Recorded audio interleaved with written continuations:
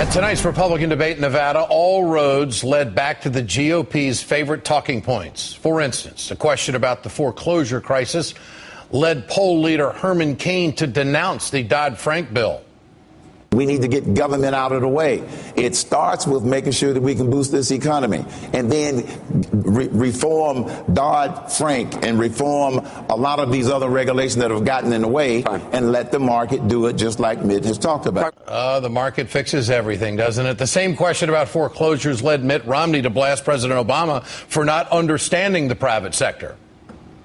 We've had a president responsible for this economy for the last 3 years, and he's failed us. He's failed us in part because he has no idea how the private sector works or how to create jobs. On every single issue, he's made it harder for our economy to reboot. And as a result, we have 25 million Americans out of work or stop looking for work or part-time work and can't get full-time employment. Home value is going down. You have median income in America that in the last 3 years has dropped by 10%. Americans are hurting across this country, and the president's out there campaigning. Why isn't he governing? He doesn't understand. He doesn't have a jobs plan even now. And why all the filibusters by the righties? Joining me now is former Congressman Alan Grayson of Florida. Congressman, great to have you with us tonight. What did you make of Mitt Romney's analysis of how President Obama has handled the economy? Well, they're living in a dream world, and I understand why. I mean, think about it. They're only talking to 4% of the U.S. population. That's the number of people who actually ever vote in a Republican primary. So they've picked the 4% that are the angriest, most ill-informed people in the entire population, and they're all trying to cater to them. They're trying to make it seem like they're one of them. Now, in Romney's case, to be fair, he has to fake it. You know, he's not such an angry person. He's not such an ignorant person. So he has to actually fake being that way. With the others, I think it comes more naturally.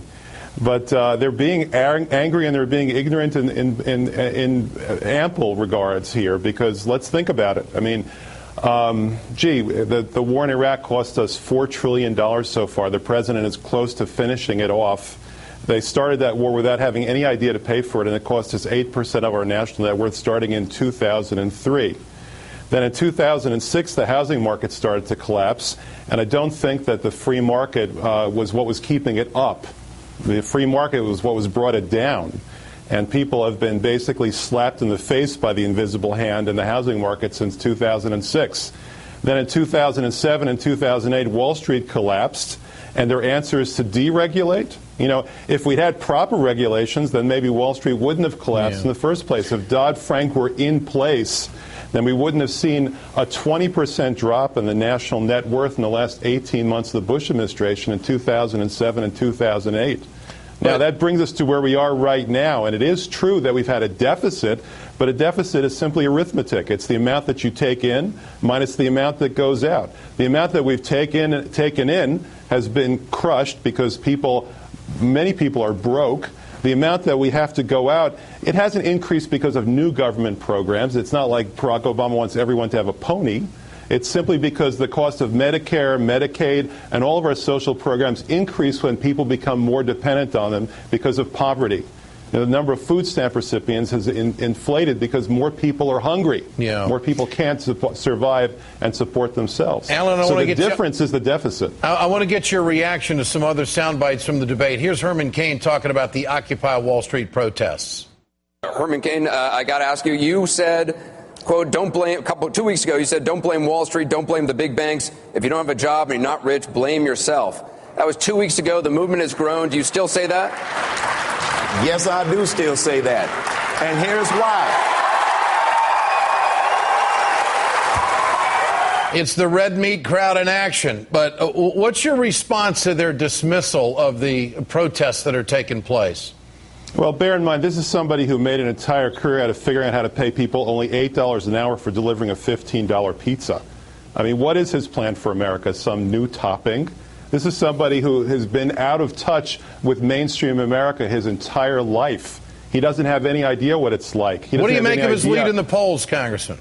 Well, I think it shows how delusional the Republicans really are. But to get back to your original question, it's not your fault if you're out of work when 24 million other Americans are out of work. It's not your fault if you lose your house when so many millions of others are losing their house. It's not your fault that you can't afford to see a doctor when you're sick, when there's 50 million Americans who are in the same boat as you are. Why do we pretend otherwise? Why is it the Republicans want to blame the American people for the tragedy that the Republicans have brought on them? Congressman Alan Grayson, former Congressman, always a pleasure. Great to have you with us. Always look for your take on things. Thank you. Coming up, when congressional Republicans can't stop lying about President Obama's record, you know the president must be getting the upper hand. The latest lies from Senate Republican leader Mitch McConnell. Next.